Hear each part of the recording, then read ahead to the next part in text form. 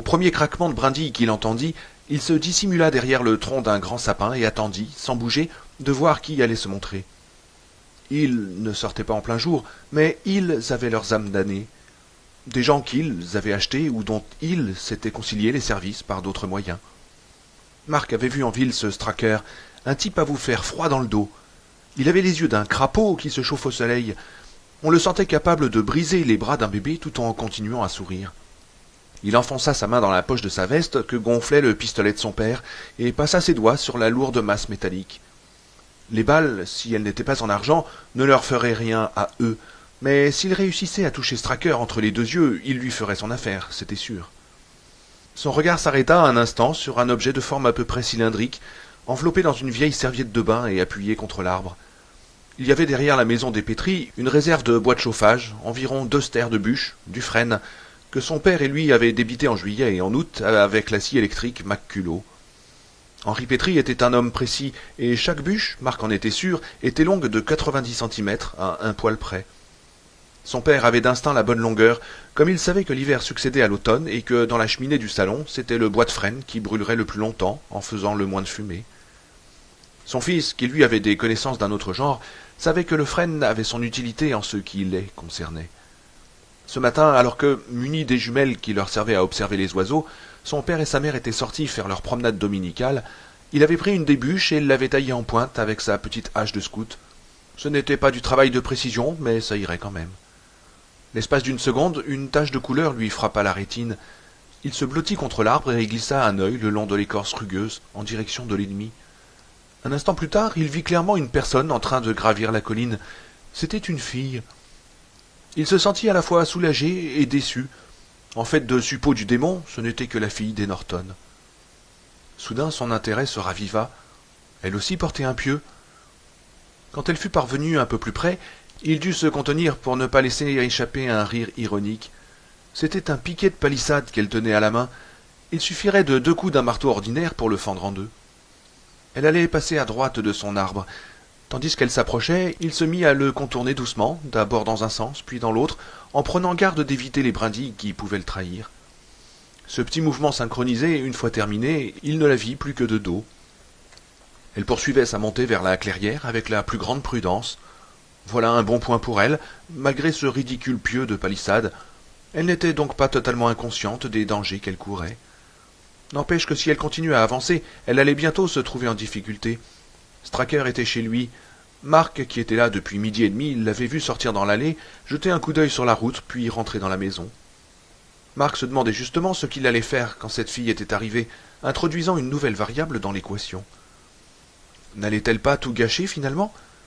Elle s'était arrêtée derrière un écran de buisson et restait là, accroupie, à regarder la maison. Marc fit le tour de la question. Elle savait, c'était évident, mais comment le savait-elle? Ça, il ne s'en souciait pas, mais elle savait, sans quoi elle n'aurait pas pris ce misérable pieu. Il fallait aller la trouver, la prévenir que Stracker était là et qu'il faisait le guet. Elle n'avait probablement pas de pistolet, même pas un petit comme le sien. Il était là à chercher la meilleure manière de l'aborder sans qu'elle pousse des cris à réveiller les morts, lorsque le moteur de la voiture de Stracker se mit à rugir. D'un bond, elle se redressa, et pendant un instant, il crut qu'elle allait s'enfuir à toute vitesse à travers le bois, signalant ainsi sa présence à des kilomètres à la ronde. Mais elle s'accroupit de nouveau, se cramponna à la terre comme pour l'empêcher de s'envoler. Il lui accorda un nouveau satisfait cheat. Elle était idiote, mais elle ne manquait pas de cran. La Pacarde descendit l'allée en marche arrière. Il n'en apercevait que le toit noir. D'où elle était, la fille devait en voir beaucoup plus. Puis il resta un peu sur place avant de s'engager sur la route qui menait à la ville. C'était décidé, il devait faire équipe. Tout valait mieux que d'affronter seul la maison. Il en était encore à plus d'1 kilomètre, mais sentait déjà les effluves empoisonnés qui en émanaient, et qui, au fur et à mesure qu'il approchait, devenaient de plus en plus insoutenables. Il gravit la pente en courant d'un pas leste et posa sa main sur l'épaule de la jeune fille.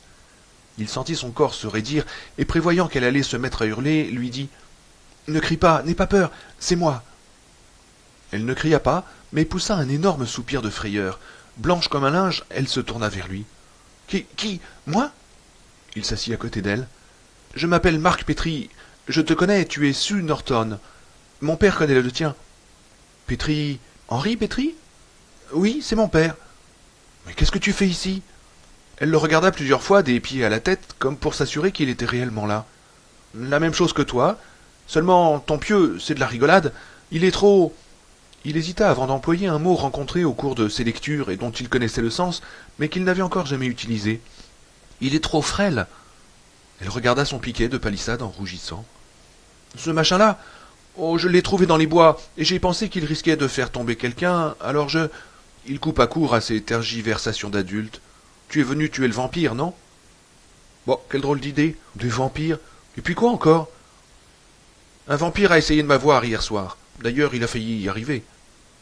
Ne sois pas ridicule. Un grand garçon comme toi ne devrait plus en être à inventer. C'était Danny Glick. Elle recula en clignant des yeux, comme s'il l'avait menacé du poing. Puis elle se ressaisit, le prit par le bras et le serra. Ils se regardèrent avec intensité. Tu n'inventes pas, n'est-ce pas, Marc? Non, dit-il. Il raconta son histoire en quelques phrases simples.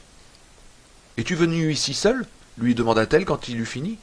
Tu crois tout ça et tu es quand même venu? Comment tu crois tout ça? Il la regarda avec stupéfaction. Bien sûr que j'y crois, je l'ai vu de mes propres yeux. Il n'y avait rien à répondre à cela, et Suzanne eut honte tout d'un coup d'avoir mis en question, et mis en question c'est peu dire, l'histoire de Matt et l'adhésion pourtant réticente de Ben. Et qu'est-ce qui t'amène ici, toi? Elle hésita un instant. Certaines personnes en ville pensent qu'il y a un homme dans cette maison, un homme que personne n'aurait vu, qu'il est possible que cet homme soit un... Elle ne réussit pas à sortir le mot, mais Marc l'en dispensa d'un hochement de tête compréhensif. C'est un petit garçon tout à fait exceptionnel, se dit-elle. Il suffit de quelques instants pour s'en apercevoir. Renonçant à lui raconter le reste, elle se contenta d'expliquer « Je suis venu pour me rendre compte des choses par moi-même. » D'un mouvement de tête, il désigna le pieu. « Et tu as apporté ça pour lui transpercer le cœur ?»« Je ne sais pas si j'en serais capable. »« Moi, je pourrais, dit-il sans forfanterie. Après ce que j'ai vu hier soir, je pourrais. Danny était là, dehors, accroché à ma fenêtre, comme une mouche gigantesque, et on voyait ses dents. » Il secoua la tête pour écarter ce cauchemar, comme un homme d'affaires refusant d'entendre un client en faillite. « Est-ce que tes parents savent que tu es ici ?» lui demanda-t-elle, connaissant d'avance la réponse. « Non, dit-il, parfaitement à l'aise. Le dimanche, c'est leur jour de promenade. Le matin est consacré aux oiseaux et l'après-midi à des activités diverses. Quelquefois, je les accompagne, mais pas toujours. Aujourd'hui, ils vont faire une balade en voiture le long de la côte. »« Alors toi, tu es quelqu'un. »« Oh, rien d'extraordinaire, dit-il, nullement ému par l'éloge. Mais je suis décidé à le supprimer, lui. » Et il leva les yeux vers la maison.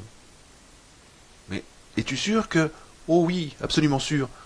Toi aussi, d'ailleurs. Est-ce que tu ne sens pas le mal qu'il y a en lui? Est-ce que cette maison ne te fait pas peur, rien qu'à la regarder? » Si, dit-elle simplement, sans chercher à discuter davantage. Il y avait une logique intuitive, et contrairement à celle de Matt ou de Ben, on ne pouvait y résister. « Mais comment allons-nous nous y prendre ?» demanda-t-elle, en lui attribuant d'emblée la direction des opérations. « Il faut monter là-haut et forcer l'entrée. Ensuite, il faut le trouver, lui enfoncer le pieu, mon pieu, dans le cœur, et puis ressortir. Il est probablement à la cave, ils aiment l'obscurité. As-tu apporté une lampe électrique? »« Non. »« Merde, moi non plus. » Avec ses pieds chaussés d'espadrilles, il s'amusait distraitement à soulever les feuilles mortes. « Et évidemment, tu n'as pas apporté de croix non plus. »« Si, j'en ai une, dit Suzanne. » Elle sortit sa chaîne de dessous son chemisier et lui montra la croix. Il hocha la tête et tira à son tour une chaîne de sa chemise. « J'espère pouvoir la remettre avant que mes parents ne rentrent, dit-il sombrement. Je l'ai fauchée dans la boîte à bijoux de ma mère. Si elle s'en aperçoit, je me ferai drôlement attraper. » Il regarda autour de lui. Les ombres avaient commencé à s'allonger pendant qu'il parlait, et pourtant ils avaient envie tous deux de remettre leur expédition à plus tard, à bien plus tard. « Quand nous l'aurons trouvé, ne le regarde pas dans les yeux, dit Marc. Il ne peut pas quitter son cercueil, pas avant qu'il fasse nuit, mais il peut t'envoûter du regard. Est-ce que tu connais des prières par cœur ?» Ils repartirent à travers les broussailles qui séparaient les bois de la pelouse, laissés à l'abandon autour de la maison. « Je connais le Notre Père ?»« Oui, c'est bon ça. Moi aussi je le connais. Quand je lui enfoncerai le pieu dans le cœur, nous le réciterons ensemble. » Voyant à l'expression de Suzanne que cette perspective la bouleversait et que le courage allait lui manquer, il lui prit la main et la serra. Sa maîtrise de lui-même était vraiment déconcertante. « Écoute, il faut qu'on le fasse. Depuis cette nuit, il doit tenir la moitié de la ville. Une nuit de plus et il l'aura tout entière. Ça ne peut qu'aller très vite maintenant. »« Depuis cette nuit ?» demanda-t-elle. « Oui, je l'ai rêvé, dit Marc. Sa voix était calme, mais son regard était sombre. J'ai rêvé qu'ils allaient chez les gens, qu'ils les appelaient au téléphone, qu'ils suppliaient qu'on les laisse entrer. Ces gens savaient, ils avaient compris au fond d'eux-mêmes, mais ils les laissaient entrer quand même. C'était plus facile de leur ouvrir que d'admettre que quelque chose d'aussi affreux puisse exister. Ce n'était qu'un rêve, dit-elle, mal à l'aise. Oui, je parie qu'aujourd'hui il y a des tas de gens qui ont fermé leurs rideaux, baissé leur store et qui restent au lit en se demandant si c'est la grippe qu'ils couvent. Ils se sentent affaiblis, ils ont le vertige, ils ne peuvent rien avaler. Rien qu'à l'idée de bouffer, ils ont envie de dégobiller. Mais comment sais-tu tout ça? Je lis des revues d'épouvante, et je vais au cinéma chaque fois que j'en ai l'occasion. D'habitude, je dis à maman que je vais voir un Walt Disney, mais il ne faut pas croire tout ce qu'ils racontent. Quelquefois, ils en rajoutent pour que ce soit plus terrifiant. Ils avaient atteint les abords de la maison, et comme Marc l'avait dit, il y avait quelque chose dans l'air qui excluait le moindre doute. Leurs pensées, leurs conversations même étaient neutralisées, submergées par une voix intérieure qui leur hurlait en mots informulables « Danger, danger !» Suzanne jeta un coup d'œil à l'intérieur par une fente des volets. « Mais comment? Mais ils n'ont rien arrangé du tout, dit-elle d'un ton réprobateur. C'est crasseux comme il n'est pas permis. Laisse-moi voir, fais-moi la courte échelle. Elle entrecroisa les doigts pour lui faire un étrier. Il posa un pied dessus, regarda à travers les lattes cassées et vit un salon à l'abandon, dont le mobilier se réduisait à 2 ou 3 fauteuils en mauvais état et à une table tout éraflée. Le parquet était recouvert d'une épaisse couche de poussière où l'on voyait de nombreuses empreintes de pas. La tenture murale se décollait de partout et les corniches du plafond étaient festonnées de toiles d'araignée. Avant qu'elle pût l'en empêcher, il avait donné du bout de son pieu un coup sec au loquet qui tenait les volets fermés. Déjà fort rouillés, le crochet et le piton tombèrent et les volets s'entrebâillèrent en grinçant. « Hé !» protesta-t-elle, « tu n'aurais pas dû… » Qu'est-ce qu'il aurait fallu faire? Sonner à la porte? Il replia le volet droit en accordéon et donna cette fois un coup sec sur une des vitres rendues opaques par la poussière et la crasse. Elle céda et tomba en morceaux sur le parquet. Suzanne sentit la peur lui sauter au visage, une peur brûlante qui la prit à la gorge et lui laissa dans la bouche un goût de soufre. « Il est encore temps de se sauver, dit-elle comme si elle se parlait à elle-même. Il n'y avait pas trace de mépris dans le coup d'œil qu'il lui lança. Il avait aussi peur qu'elle, et il était assez honnête pour le reconnaître. « Va-t'en, si tu ne peux pas faire autrement. »« Non, je tiendrai le coup. » Elle essaya, sans y parvenir, de faire passer la boule d'angoisse qu'elle avait en travers du gosier. « Dépêche-toi, tu pèses lourd. » Il fit tomber les éclats de verre qui tenaient encore au châssis, prit le pieu de la main gauche et passa la main droite à l'intérieur pour tirer le verrou de la fenêtre, après quoi il la souleva et elle s'ouvrit en gémissant. La voie était libre. Suzanne l'aida à redescendre et ils regardèrent un instant la fenêtre sans rien dire. Puis elle fit un pas en avant, ouvrit complètement le volet droit et prit appui sur le rebord hérissé d'écharde pour se hisser à l'intérieur. La peur s'était installée dans son ventre comme un fœtus monstrueux. Elle comprit enfin ce que Matt avait dû ressentir en grimpant l'escalier pour aller l'affronter, l'être, la chose, qui l'attendait dans la chambre d'amis. Elle se souleva d'un mouvement souple, passa une jambe, puis l'autre, par-dessus le rebord de la fenêtre, se laissa retomber sur le parquet poussiéreux et regarda autour d'elle.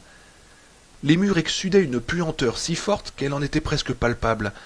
Elle essaya de se persuader que cela venait du plâtre en décomposition ou des excréments des animaux qui avaient fait leur nid derrière ces lattis brisés, marmottes, rats, peut-être même ratons laveurs. Mais c'était bien autre chose qu'une odeur animale. C'était une puanteur profonde et tenace, évoquant les larmes, le vomi, les ténèbres. « Hé !» appela Marc doucement. Ses mains s'agitaient au-dessus du rebord de la fenêtre. « Tu m'aides ?» Elle se pencha, le saisit par les aisselles et le souleva jusqu'à ce qu'il pût attraper le bord de la fenêtre. Un rétablissement adroit, et il atterrit en douceur dans le salon, tapis et chaussures de tennis s'étant conjugués pour assourdir le choc. Et puis ce fut de nouveau le silence. Ils écoutaient, fascinés. Il n'y avait même pas ce petit bourdonnement aigu qui atténue le silence absolu et qui n'est en fait que le bruit du système nerveux tournant à vide, rien que le battement du sang dans leurs oreilles. Et pourtant, ils le savaient, ils n'étaient pas seuls. « Viens, dit-il, on va faire le tour. » Il serra le pieu très fort dans sa main, en jetant sur la fenêtre un coup d'œil teinté de regret. Suzanne s'avança à pas de loup en direction du hall. Il la suivit. Il y avait juste derrière la porte une petite table avec un livre relié posé dessus. Marc le prit. « Eh, tu as fait du latin ?»« Oui, un peu, au lycée. »« Qu'est-ce que ça veut dire ?» Il lui montra le titre. Elle annonna les syllabes en fronçant les sourcils, puis secoua la tête.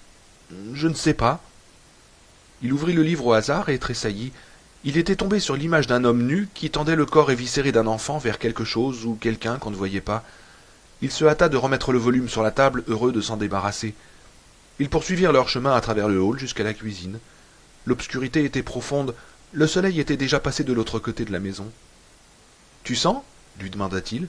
« Oui. »« C'est pire ici, non ?»« Oui. » Il se souvint de la resserre que sa mère avait dans la cave de leur précédente maison, et comment une année ils y avaient laissé pourrir dans le noir 3 cajots de tomates. C'était cette odeur-là, une odeur de tomates en train de pourrir. « Mon Dieu, est-ce que je peux avoir peur ?» chuchota Suzanne. Le linoléum de la cuisine était vieux, bosselé, criblé de trous, et devant l'antique évier en porcelaine, il était noirci par l'usure. Au milieu de la pièce se trouvait une grande table couverte d'éraflures, avec un couteau, une fourchette et un reste de beefsteak haché, cru, dans une assiette jaune. La porte de la cave était entrebâillée. « C'est là qu'il faut qu'on aille, dit-il. »« Oh, dit-elle faiblement. » La porte, à peine entr'ouverte, ne laissait rien pénétrer des dernières clartés du jour. C'était comme une langue démoniaque qui semblait lécher goulûment la cuisine en attendant de pouvoir, à la tombée de la nuit, l'avaler tout entière. Cette étroite ouverture sur le noir suggérait des choses d'une horreur indicible. Suzanne restait figée aux côtés de Marc, paralysée. Il fit un pas en avant, ouvrit la porte et resta là un instant à regarder en bas. Elle remarqua une contraction des muscles de sa mâchoire. « Je pense, » commença-t-il. Elle entendit alors quelque chose derrière elle et se retourna, sachant déjà qu'il n'y avait plus rien à faire, que c'était trop tard. Straker était là. Il souriait. Marc se retourna à son tour, le vit et essaya de faire un plongeon de côté, mais Straker lui envoya un direct au menton et il perdit connaissance. Quand il revint à lui, on le portait en haut d'un escalier qui n'était pas celui de la cave. Les murs ne sentaient pas la moisissure et l'air était moins fétide. Marc laissa sa tête brinque-ballée et entr'ouvrit furtivement les paupières. Ils allaient atteindre le palier, le premier étage.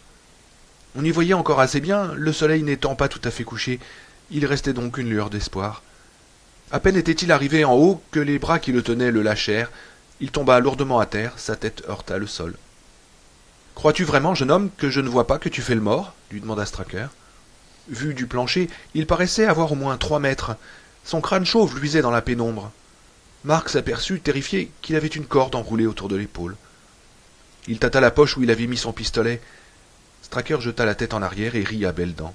« Je me suis permis de retirer ton pistolet, jeune homme. Des garçons de ton âge ne devraient pas s'amuser avec des armes dont ils sont incapables de se servir. Pas plus qu'ils ne devraient amener des jeunes filles dans des maisons où elles n'ont pas été invitées. Qu'est-ce que vous avez fait de Suzanne Norton ?» Straker sourit. « Je l'ai conduite là où elle souhaitait aller, mon garçon, à la cave. Plus tard, quand le soleil se couchera, elle rencontrera celui qu'elle est venue chercher. Toi aussi tu le rencontreras, peut-être ce soir ou peut-être demain soir. Il est possible, bien sûr, qu'il te donne à la jeune fille, mais je crois plutôt qu'il voudra lui-même se charger de toi. Elle aura ses amis à elle, dont certains font peut-être partie, comme toi, de ceux qui se mêlent de ce qui ne les regarde pas. » Marc déplia brusquement les jambes pour l'atteindre au bas-ventre, mais Straker esquiva le coup avec une souplesse de danseur et lui décocha à son tour un violent coup de pied dans les reins. Marc se tordit de douleur et se mordit les lèvres pour ne pas crier. Straker eut un rire satisfait. « Allons, jeune homme, debout. »« Je ne peux pas. »« Alors tu te traîneras à 4 pattes, lui dit-il avec mépris, tout en lui lançant un nouveau coup de pied qui l'atteignit cette fois à la cuisse. La douleur fut atroce, mais Marc serra les dents. Il se mit à genoux, puis debout. Ils s'avancèrent le long du couloir vers la porte du fond. La douleur au rein commençait à s'atténuer. « Qu'est-ce que vous allez faire de moi ?»« Te ficeler comme un dindon qu'on va mettre à rôtir, jeune homme. Après quoi, une fois que mon maître aura eu de toi ce qu'il aura voulu, tu retrouveras ta liberté. »« Comme les autres ?» Straker sourit. Quand Marc eut poussé la porte et pénétré dans la chambre où Hubert Martsen s'était suicidé, quelque chose de bizarre se produisit en lui. Non que sa peur se fût dissipée, mais elle cessa de paralyser son intelligence. Ses pensées se lancèrent dans une course vertigineuse, trop rapide pour les paroles ou même pour les images, comme une sorte de sténographie mentale. Il lui fallut moins de 5 secondes pour ouvrir la porte, jeter un coup d'œil autour de lui et gagner le milieu de la pièce avant que Straker lui dise de s'arrêter. Ces quelques instants lui suffirent pour découvrir que la situation pouvait se dénouer de 3 façons différentes. Première éventualité, il courait à toute vitesse à travers la pièce et comme un héros de western se jetait à travers la fenêtre, enfonçant d'un seul coup carreaux et volets sans prendre le temps de se demander où il atterrirait. Son petit ordinateur intérieur lui fournissait alors 2 hypothèses. 1. Il tombait sur un tas de vieilles machines agricoles toutes rouillées. et comme un insecte épinglé vivant, rendait le dernier soupir, empalé sur les dents émoussées d'une herse. Il enfonçait la vitre, mais le volet résistait au choc, et il se voyait les vêtements déchirés, les chairs meurtries et sanguignolentes, ramenées de force dans la pièce par Straker. Deuxième éventualité, Straker le ligotait, puis s'en allait. Il restait là, étendu sur le sol, à regarder faiblir la lumière sans pouvoir se libérer, malgré des efforts de plus en plus désespérés, et toujours aussi vains. Enfin, il entendait dans l'escalier le pas régulier de l'être redoutable, 1000 fois plus redoutable que Straker, qui venait le chercher. Troisième éventualité, il recourait à une astuce de Robert Houdin, sur lequel il avait lu un livre l'été dernier. Houdin était un magicien célèbre, capable de se sortir de n'importe quelle cage, que ce soit une cellule de prison, une caisse bouclée avec des chaînes, une chambre forte dans une banque ou une malcabine jetée à la rivière. Attaché avec des cordes, des menottes ou des doigtiers chinois, il s'en sortait toujours. Le livre expliquait qu'un de ces trucs consistait à bander ses muscles et à retenir son souffle quand quelqu'un le ligotait. Il fallait faire saillir les muscles des cuisses, des avant-bras et du cou. Il suffisait, une fois la corde mise, de les détendre pour se donner du jeu. Il y avait toutefois une condition essentielle, savoir se détendre complètement et bien organiser son affaire, sans se presser, sans se laisser gagner par la panique. Bientôt, l'effort aidant, la sueur vous huilait les membres. Dans le livre, ça paraissait aller tout seul. « Tourne-toi, dit Straker, je vais t'attacher. Ne bouge pas. Si jamais tu bouges, je prendrai ça. » Et il montra son pouce d'un geste d'autostoppeur, « et je te crèverai un œil. Tu as compris ?» Marc acquiesça de la tête. Il aspira profondément, bloqua l'expiration et contracta ses muscles. Straker fit passer la corde par-dessus une poutre. « Couche-toi, dit-il. » Marc obéit. Straker lui mit les mains en croix derrière le dos et les attacha avec la corde en serrant très fort. Il fit une boucle, la glissa autour du cou de Marc et fit un nœud coulant. « Jeune homme, sache que l'ami de mon maître, celui qui nous a parrainés dans ce pays, s'est pendu à cette poutre à laquelle je viens de t'attacher. J'espère que tu es conscient de l'honneur qui t'est fait. » Marc poussa un grognement et Straker rit. Il passa la corde entre les jambes de Marc et la serra d'un geste brusque. Marc laissa échapper un gémissement. Straker éclata d'un rire à la fois bon enfant et incroyablement cruel. « Ah, les joyeuses te font mal ? Oh, plus pour longtemps. Tu vas mener une vie d'ascète, mon enfant. Une longue, très longue vie. » Il fit passer la corde autour des cuisses, serra fort le nœud, puis s'attaqua aux genoux et enfin aux chevilles. Marc continuait à bander ses muscles. Il commençait à avoir grand besoin de respirer, mais il tint bon. « Tu trembles, jeune homme, dit Straker d'un ton moqueur. Tu te contractes. Tu es livide, mais ta chair deviendra plus livide encore. Il ne faut pas avoir peur. Mon maître sait être généreux. Il est très aimé ici même dans ta propre ville. Ce n'est rien qu'une petite piqûre, comme celle d'une seringue, suivie d'une sensation de douceur indicible. Après quoi, tu seras libre. Tu reverras ton père et ta mère. Mais oui, tu les reverras quand ils dormiront. » Il se redressa et observa Marc avec bienveillance. « Je vais te quitter pendant un moment, jeune homme. Il faut que je m'assure que la charmante épousée n'a besoin de rien. À notre prochaine rencontre, je crois que nous nous entendrons très bien. » Il sortit en claquant la porte. Une clé tourna dans la serrure. Dès qu'il l'eut entendu descendre l'escalier, Marc reprit son souffle et détendit ses muscles en poussant un grand soupir. La corde se relâcha, un tout petit peu. Étendu sur le sol immobile, il se concentrait. Ses pensées filaient toujours à une allure affolante, grisante. Son regard glissa le long du plancher inégal et parvint au lit de fer. Du lit, il passa au mur. Le papier peint s'était décollé et était tombé sous le lit en s'enroulant sur lui-même comme une dépouille de serpent. Il fixa un endroit précis du mur, l'examina attentivement en chassant toute pensée de son esprit. Le livre sur Houdin insistait sur le rôle crucial que jouait la concentration. Il fallait bannir toute trace de peur ou d'énervement, détendre complètement son corps et prévoir les étapes de sa libération jusque dans les moindres détails avant de passer à l'action. Tout devait se vivre d'abord en esprit. Il fixa le mur et laissa passer les minutes. Au bout d'un certain temps, il commença à pouvoir bouger les mains et réussit à décrire 2 demi-cercles avec les poignets. À l'extrémité du demi-cercle, ses paumes pouvaient se toucher du côté des pouces. Seuls bougeaient les muscles de l'avant-bras. Il n'essaya pas de forcer et fixa le mur. Au fur et à mesure qu'il transpirait, ses mouvements gagnaient en ampleur. Les demi-cercles devenaient des 3/4 de cercle. À la fin de chaque mouvement, il serrait ses paumes l'une contre l'autre. Au niveau de ses poignets, la corde s'était sensiblement relâchée. Il s'arrêta. Après cette pause d'un instant, il replia les pouces et agita les autres doigts, tout en les tenant serrés les uns contre les autres. Son visage restait aussi impassible que celui d'un mannequin. 5 minutes passèrent. À présent, ses mains transpiraient abondamment.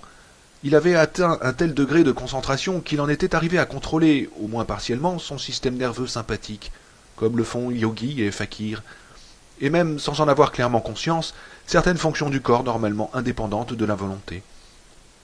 Ces mouvements très mesurés ne pouvaient expliquer à eux seuls la quantité de sueur que ses pores exsudaient. Ses mains en étaient comme huilées, et des gouttes lui tombaient du front, faisant des taches sombres sur la poussière blanche du parquet. Il entreprit de lever et baisser les bras, se servant seulement des biceps et des muscles du dos en un mouvement de piston. Le nœud coulant qui lui entourait le cou se resserra un peu, mais l'une des boucles retenant ses mains commença à se relâcher et à glisser jusqu'à la paume de sa main droite. Il ne restait plus maintenant qu'à passer l'obstacle constitué par le coussinet du pouce. Marc sentit la joie l'envahir, mais il s'immobilisa aussitôt en attendant que son émotion se dissipe. Le calme revenu, il recommença, en haut, en bas, en haut, en bas. Il gagnait du terrain millimètre par millimètre, et soudain le choc, sa main droite était libre. Il ne la changea pas de place, mais la plia et la déplia. Quand elle fut bien assouplie, il glissa les doigts sous le nœud qui retenait le poignet gauche et tira la corde vers l'avant. La main gauche se libéra. Il rapprocha ses mains, les posa par terre, puis ferma un instant les yeux. Le danger était maintenant de croire que la partie était gagnée. Il ne fallait surtout rien précipiter. Prenant appui sur la main gauche, il explora de la main droite les bosses et les creux du nœud qui lui en serraient le cou. Il comprit aussitôt que pour se libérer, il risquait de s'étrangler et de resserrer encore plus la corde qui lui écrasait déjà les testicules.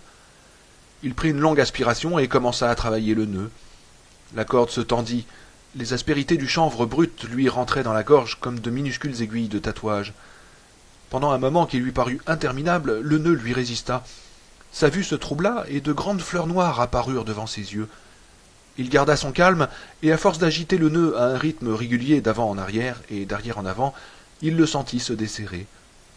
L'espace d'un instant, la pression de la corde sur son entrejambe devint intolérable, et puis d'un geste convulsif, il passa le nœud coulant par-dessus sa tête, et la douleur s'estompa.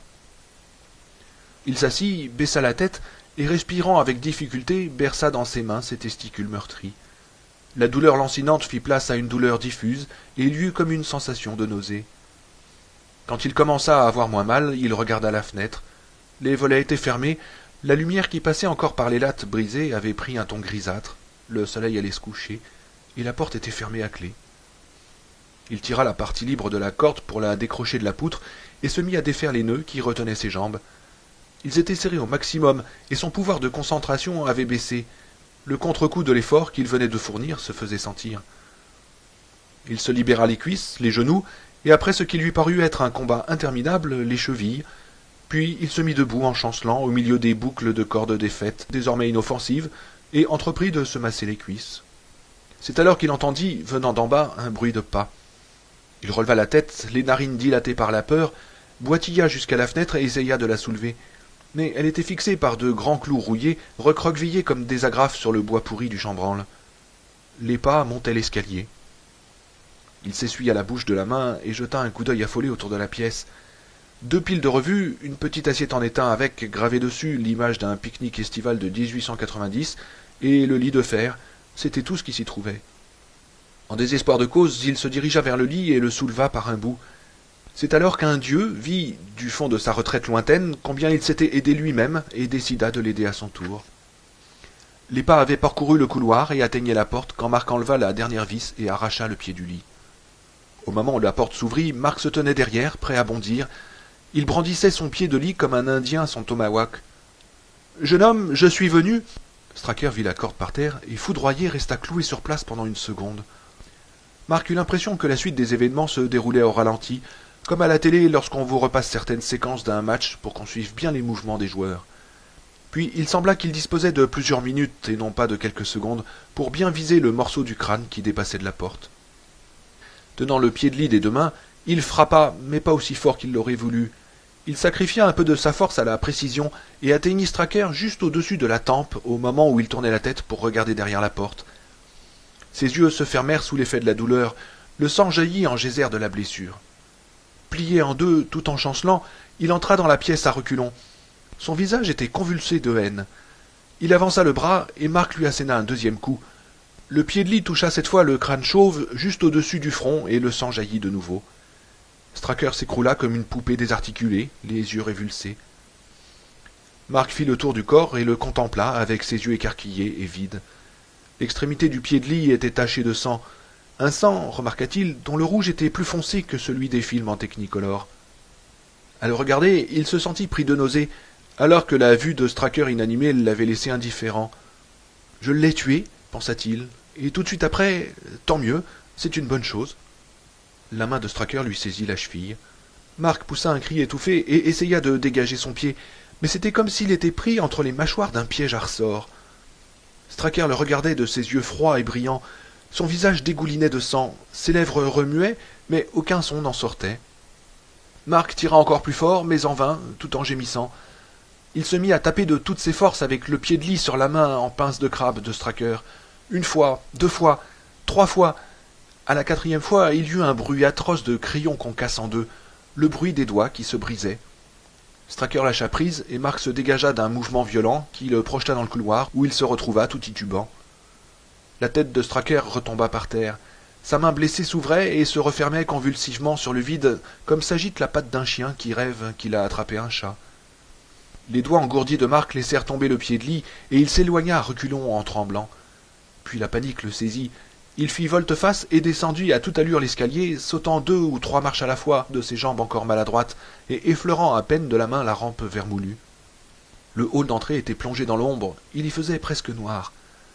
Il entra dans la cuisine et jeta un coup d'œil affolé sur la porte ouverte de la cave. Le soleil se couchait, transformant le ciel en un creuset où se fondaient des coulées de rouge, de jaune et de violet. À une vingtaine de kilomètres de là, dans une maison funéraire, Ben Mears était en train de regarder sur une pendule l'aiguille des minutes osciller entre 7h et 7h02. Mark ignorait cela, mais il savait que l'heure des vampires approchait. Rester plus longtemps, c'était accepter de se trouver sur leur route. Aller à la cave pour tenter de sauver Suzanne, c'était s'enrôler dans les rangs des morts vivants. Et pourtant, il se dirigea vers la porte de la cave.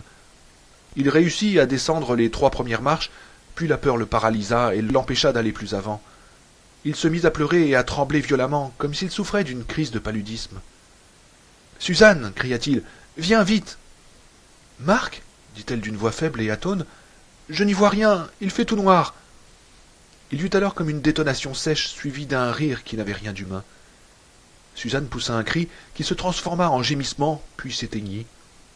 Marc n'avait pas bougé, mais ses pieds, qu'il sentait légers comme des plumes, brûlaient de s'envoler loin, très loin. Mais d'en bas, voici que lui parvint une voix amicale, une voix qui ressemblait étrangement à celle de son père.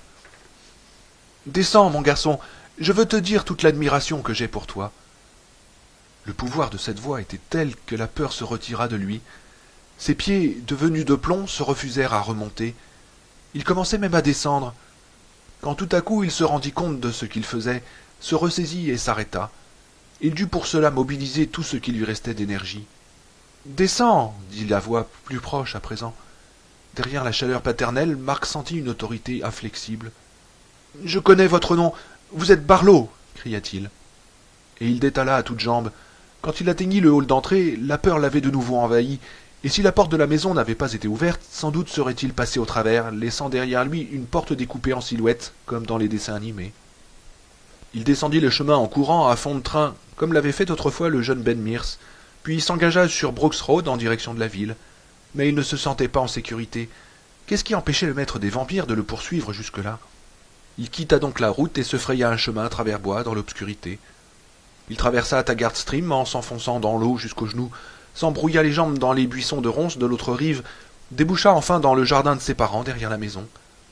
Il entra par la porte de la cuisine et son regard alla tout de suite vers le salon, où sa mère, l'annuaire ouvert sur les genoux et le visage creusé par l'inquiétude, parlait au téléphone. Elle leva la tête, le vit, et une expression d'intense soulagement se marqua sur ses traits. « Le voilà !» Elle raccrocha le récepteur sans attendre la réponse et alla vers lui. Il eut un air bouleversé, lui qui d'habitude ne laissait rien paraître, en voyant qu'elle avait pleuré, et elle en fut surprise. « Mais, Marc, où étais-tu ?»« Il est rentré ?» demanda-t-il. Son père était dans son bureau, mais il suffisait d'entendre le son de sa voix pour comprendre que les foudres paternelles ne tarderaient pas à éclater. « Où étais-tu » Elle le prit par les épaules et le secoua. « Dehors, dit-il d'un air hébété. Je suis tombé en rentrant à la maison. » Il n'y avait rien d'autre à dire. Ce qui caractérise l'enfant, ce n'est pas tant qu'il passe sans effort de la réalité au rêve, c'est qu'il vit dans un monde sans communication possible avec le monde des adultes. Il n'y a pas de mots pour rendre compte de ces tribulations ténébreuses. L'enfant avisé le sait et en accepte les conséquences inévitables. Quand ces conséquences commencent à lui paraître trop lourdes à porter, il cesse d'être un enfant. « Je n'ai pas fait attention à l'heure, » ajouta-t-il. Il ne restait plus au père Courroucé qu'à intervenir énergiquement. Lundi, au petit matin, avant le lever du jour, on grattait à la vitre. Il se réveilla instantanément, sans passer par les étapes habituelles du demi-sommeil. Il n'y avait pas de démarcation entre le cauchemar qu'il vivait et les mauvais rêves de la nuit. C'est le visage blanc de Suzanne qui émergea de l'obscurité derrière la vitre. « Marc, laisse-moi entrer. » Il sortit de son lit, le parquet était froid sous ses pieds nus et il tremblait. « Va-t'en, » dit-il d'une voix sans timbre. Il remarqua qu'elle portait le même chemisier et le même pantalon que l'après-midi. « Je me demande si ses parents s'inquiètent eux aussi, pensa-t-il, et s'ils ont téléphoné à la police. »« Ce n'est pas comme tu le crois, Marc, dit-elle. » Et ses yeux impassibles avaient la dureté de l'obsidienne. Elle sourit, montrant ses dents éclatantes et ses gencives exsangues. « En fait, c'est délicieux. Si tu me laisses entrer, je te montrerai. Je t'embrasserai, Marc. Je t'embrasserai partout, comme ta mère ne l'a jamais fait. »« Va-t'en, répéta-t-il. Tu seras à nous, tôt ou tard, dit-elle. Nous sommes nombreux à présent. Laisse-moi entrer, Marc. J'ai faim. Le sourire qu'elle esquissa se tordit en une grimace affreuse qui le glaça jusqu'aux os. Il brandit sa croix et la pressa contre la vitre. Elle siffla comme si on l'avait ébouillantée, lâcha le rebord de la fenêtre et resta un instant suspendu en l'air. Son corps devint pâle et évanescent, puis disparut. Mais il put, ou crut, déceler sur sa figure, avant qu'elle ne se volatilise, une expression de tristesse indicible. La nuit redevint immobile et silencieuse. Nous sommes nombreux à présent. Il pensa tout à coup à ses parents, qui, inconscients du danger, dormaient au rez-de-chaussée. Une terreur viscérale l'empoigna. Il y avait des hommes qui savaient, ou qui se doutaient de quelque chose. Elle l'avait dit. Mais qui? D'abord l'écrivain, évidemment. Il sortait avec Suzanne, et il s'appelait Mirs. Il habitait à la pension d'Eva. Les écrivains savent des tas de choses, c'était tout vu. Ce serait lui qui l'irait trouver, mais il faudrait qu'il arrive avant qu'elle ne l'ait. Il s'arrêta net sur le chemin de son lit. Si ce n'était pas déjà fait. Ce même soir, le père Callahan entra d'un pas hésitant dans la chambre d'hôpital de Matt, alors que la montre du vieux professeur marquait 7 heures moins le quart. Une montagne de livres, dont certains disparaissaient sous la poussière, s'empilait sur la table de nuit. Même le dessus de lit en était jonché. Matt avait téléphoné à Loretta Starcher, la vieille demoiselle qui tenait la bibliothèque municipale, et avait obtenu d'elle non seulement qu'elle sorte des livres le dimanche, mais qu'elle les lui apporte personnellement. Elle avait débarqué dans sa chambre à la tête d'un cortège de 3 infirmiers, chargés comme des baudets, et était repartie assez mécontente parce que Matt avait refusé de répondre à ses questions sur ses lectures insolites. Le père Callahan jeta un regard étonné sur Matt. Ses traits étaient tirés, mais il ne lui sembla pas aussi atteint que ceux de ses paroissiens qui étaient passés par des épreuves semblables, et il fut surpris de la vigueur avec laquelle il répondit à son serrement de main. « Mon père, je vous remercie d'être venu. »« Oh, c'est un plaisir pour moi. Les bons professeurs comme les épouses vertueuses sont des perles qui n'ont pas de prix. Même s'il s'agit de vieux ours agnostiques comme moi. »« Oh, raison de plus, répondit Callahan, enchanté de pouvoir lui renvoyer la balle. C'est peut-être ma seule chance de vous trouver en état de moindre résistance, car s'il est vrai, comme on le dit, qu'il n'y a pas d'athées dans les tranchées, j'imagine que dans les services d'urgence des hôpitaux, on doit les compter sur les doigts. Oh, c'est possible, mais je m'en vais bientôt, hélas. Allons, allons, le jour viendra où vous direz vous aussi vos paternoster et vous je vous salue Marie. Oh, vous ne croyez peut-être pas si bien dire, soupira Matt. Le père Callahan s'assit et se cogna la jambe contre la table de nuit en avançant sa chaise.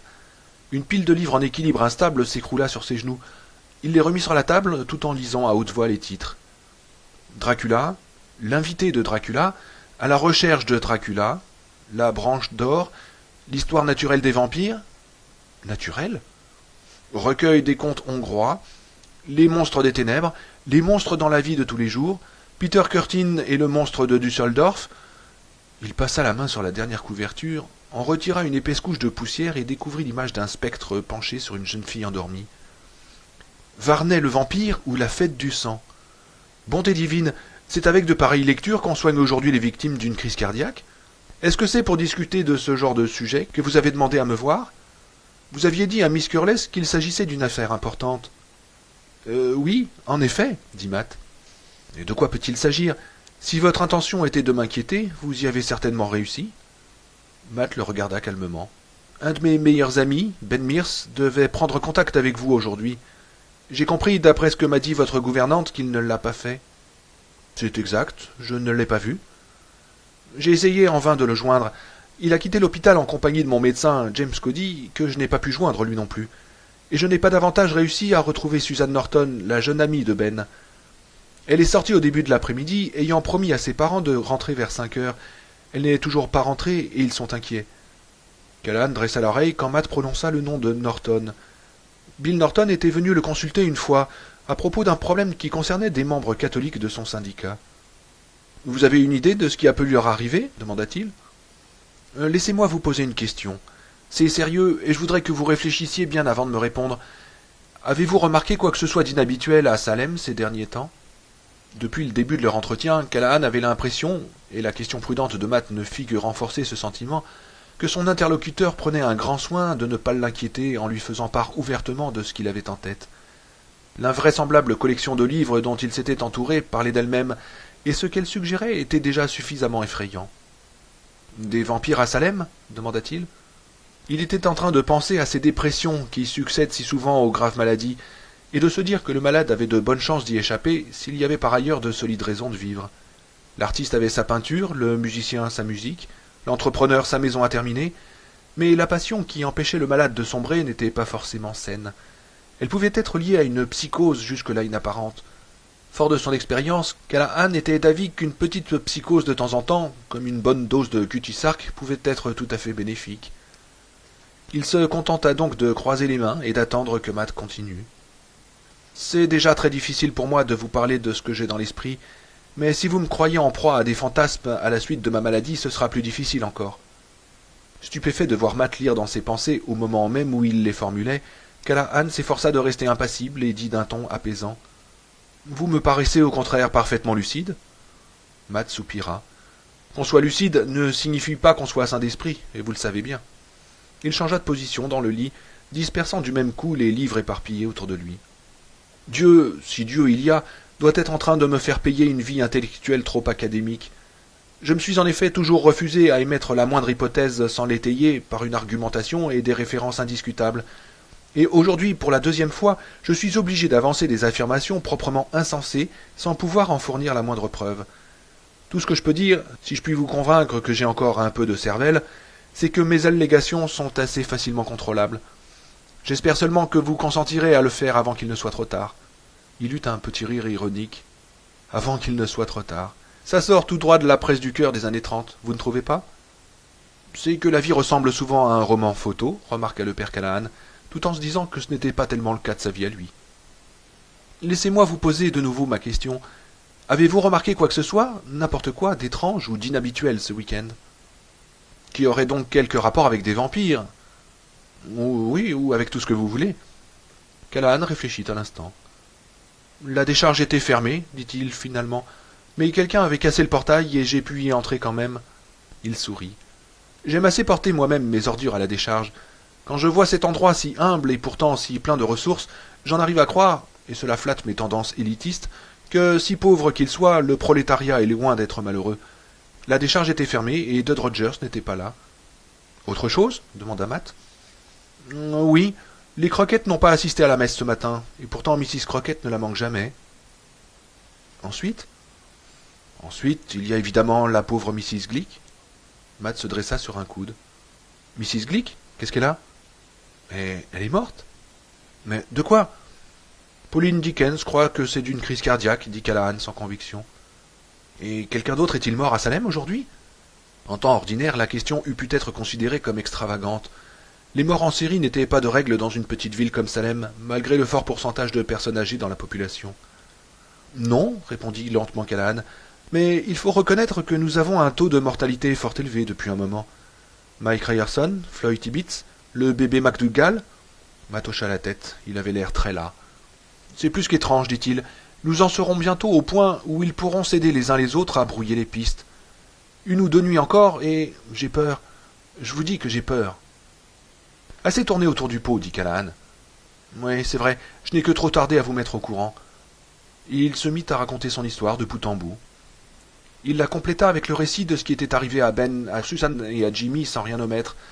Quand il s'arrêta, la soirée tragique de Ben et de Jimmy chez Maury Green avait pris fin, mais pour Susan Norton, tout ne faisait que commencer. Son récit terminé, Matt laissa le silence retomber puis dit « Alors, je suis fou ?» En tout cas, vous me paraissez bien persuadé que l'on doit vous croire fou, même si vous avez réussi à convaincre M. Mears et votre médecin. Non, je ne vous crois pas fou. Après tout, le surnaturel est en quelque sorte mon métier. Si je peux me permettre d'en parler un peu légèrement, je dirais que le surnaturel, c'est mon pain et mon vin. Quand j'étais petit, je m'intéressais comme tant d'autres aux sciences occultes, et quand j'ai grandi, ma vocation religieuse, loin d'éteindre mon goût pour ces choses-là, n'a fait que le renforcer. Il poussa un profond soupir. Mais depuis quelque temps, je m'interroge sur la nature du mal qui règne dans le monde. Et il ajouta avec un petit sourire mi-figue, mi-raisin, « Et les questions que je me pose me gâchent un peu le plaisir. » Alors, accepteriez-vous de faire une petite enquête pour moi demanda Matt, et de prendre avec vous de l'eau bénite et quelques hosties. Ça, c'est un problème épineux sur le plan théologique, dit Callahan, réellement ennuyé. Pourquoi? Je n'émets pas un refus catégorique, du moins pas encore, et je dois vous dire que si vous vous étiez adressé à un prêtre plus jeune, il aurait probablement accepté tout de suite, sans la moindre hésitation. Il eut un sourire amer. À leurs yeux, le rituel de l'Église n'a qu'une valeur symbolique, il n'a pas de valeur en soi. Ils n'y voient qu'une nouvelle version de la coiffe et du bâton magique du chaman. Le jeune prêtre vous prendrait peut-être pour un fou, mais si le fait de vous asperger d'un peu d'eau bénite pouvait vous tranquilliser, il n'y verrait pas d'inconvénient. En ce qui me concerne, c'est tout bonnement hors de question. Si je devais faire votre petite enquête habillé d'un costume de tweed et armé d'un exemplaire de l'exorciste sensuel de Sibyl Leek, cela n'engagerait que vous et moi. Mais si je prends avec moi une hostie, c'est que j'agis en tant que ministre de la Sainte Église catholique, et que je me dispose à célébrer les rites les plus sacrés de ma fonction. Je suis alors celui qui représente le Christ sur terre. Il regarda Matt avec une gravité presque solennelle. Je suis un prêtre bien médiocre, je me le dis souvent. Je suis blasé, cynique, et depuis quelque temps je traverse une crise. Je remets tout en question. Mais je crois encore assez au redoutable pouvoir mystique de l'Église que je représente pour être incapable de prendre à la légère ce que vous me demandez là. L'Église, quoi qu'en pensent ces messieurs de la nouvelle vague, c'est autre chose qu'un tas d'idées généreuses. Nous ne sommes pas des boy scouts, et nous avons mieux à accomplir que des B.A. L'Église est une force, et on ne met pas une force en mouvement pour n'importe quoi. Il regarda Matt d'un air sévère. Est-ce que vous comprenez ça? C'est primordial pour moi que vous le compreniez. Je le comprends, dit Matt. Voyez-vous, la conception que l'Église se fait du mal a énormément évolué au cours du XXe siècle. Et savez-vous pourquoi? J'imagine que c'est à cause de Freud. Bravo. L'Église se trouve effectivement depuis le début du siècle devant un phénomène nouveau, la désacralisation du mal. Notre vieux diable cornu, avec sa longue queue et ses pieds fourchus, n'a plus cours. On lui a substitué une interprétation psychanalytique des phénomènes. Le mal, d'après l'Évangile selon saint Sigmund, n'aurait plus rien à voir avec le serpent tentateur du jardin. Malgré ce que cette image peut avoir de freudien, ce serait plutôt un gigantesque composé de pulsions individuelles et collectives, le subconscient de l'humanité en quelque sorte. Ne pensez-vous pas, demanda Matt, que le mal ainsi conçu est autrement plus impressionnant que ces petits diablotins à queue rouge qu'un pet d'ecclésiastique constipé suffit à faire fuir? Impressionnant, bien sûr, reprit Callahan, mais aussi impersonnel et impitoyable. Il échappe à toute entreprise, et nous n'avons pas plus d'espoir de le distinguer du bien que Shylock n'en avait de se voir découper sa livre de chair sans verser une goutte de sang. L'Église a été conduite à reconsidérer complètement son attitude dans ce qui concerne le mal. Qu'il s'agisse des bombardements du Cambodge, de la guerre en Irlande ou au Moyen-Orient, des policiers assassinés, des ghettos en révolte, ou plus généralement de cette violence que, partout dans le monde, les hommes exercent les uns sur les autres, sous des formes multiples et à tous les degrés. Le prêtre rejette sa dépouille de sorcier et se lance dans l'action sociale, dans la lutte politique. Le contact avec les déshérités des bidonvilles confère plus de prestige que le rituel de la confession. Et la communion passe après les conflits raciaux et la crise du logement. L'Église d'aujourd'hui oublie le ciel à force d'avoir les pieds sur terre. Une terre où il n'y a plus ni sorciers, ni succubes, ni vampires, mais seulement des parents indignes, des enfants incestueux et des pollueurs en tout genre, enchaîna Matt. Oui. Et vous détestez tout cela, dit Matt lentement. Oui, répondit Callahan d'une voix calme. Je pense que c'est une abomination. C'est comme si l'Église nous disait que Dieu n'est pas mort, mais qu'il est un tout petit peu sénile. Ne trouvez-vous pas que cela justifie ma réponse? Et maintenant, que voulez-vous que je fasse? Matt le lui dit. Vous vous rendez compte que si j'accepte, je vais à l'encontre de tout ce que je viens de vous dire, dit Callahan après réflexion. Non, au contraire, lui répondit Matt. Je pense que ce sera pour vous l'occasion de mettre l'Église, votre Église, à l'épreuve. Callahan prit son souffle. Bon, j'accepte, mais à une condition. Laquelle? Que les membres de l'expédition aillent d'abord voir ce monsieur Stracker à son magasin, et que monsieur Mears, parlant en votre nom, lui fasse franchement part de nos soupçons. Nous pourrons ainsi observer ses réactions, et cela lui donnera l'occasion, le cas échéant, de nous rire au nez. Matt se renfrogna. Mais, ce faisant, on le prévient. Callahan secoua la tête. C'est vrai, mais je crois que c'est sans importance si nous sommes bien décidés tous les trois, monsieur Mears, le docteur Cody et moi, à aller de l'avant quoi qu'il arrive. D'accord, dit Matt, sous réserve que Ben et Jimmy acceptent aussi. Oui, bien sûr. Callahan soupira. Vous ne vous vexerez pas si je vous dis que je souhaite prouver que tout cela n'existe que dans votre tête. J'espère que ce Stracker nous rira au nez et qu'il aura bien raison de le faire. Oh, ça ne me vexe nullement, dit Matt. Oui, j'espère vraiment que tout cela est sans fondement. En acquiesçant à ce que vous me demandez, je fais une chose grave, plus grave que vous ne le croyez, et j'avoue que cela m'effraie. Et moi donc, dit Matt tout bas. Mais en regagnant d'un pas l'est l'église Saint-Andrew, Callahan n'avait pas peur. Il se sentait revivre. Pour la première fois depuis des années, il n'avait pas bu et il n'avait pas envie de boire. De retour au presbytère, il décrocha le téléphone et composa le numéro de la pension d'Eva Miller. « Allô, Mrs. Miller, est-ce que je pourrais parler à monsieur Mears ?»« Ah, il n'est pas là. Non, pas de message. Je rappellerai demain.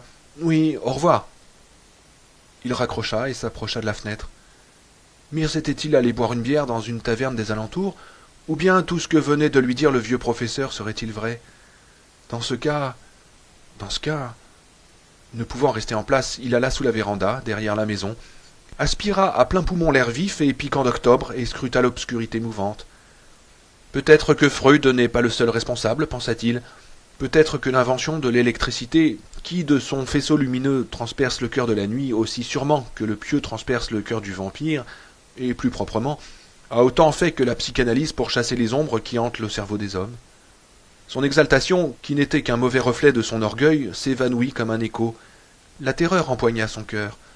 Non pas la peur de perdre la vie ou l'honneur, non pas la crainte d'être surpris par sa gouvernante, une bouteille de whisky à la main, non, une terreur comme il n'en avait jamais connue, même aux jours les plus noirs de son adolescence. C'était pour son âme qu'il tremblait ce soir-là.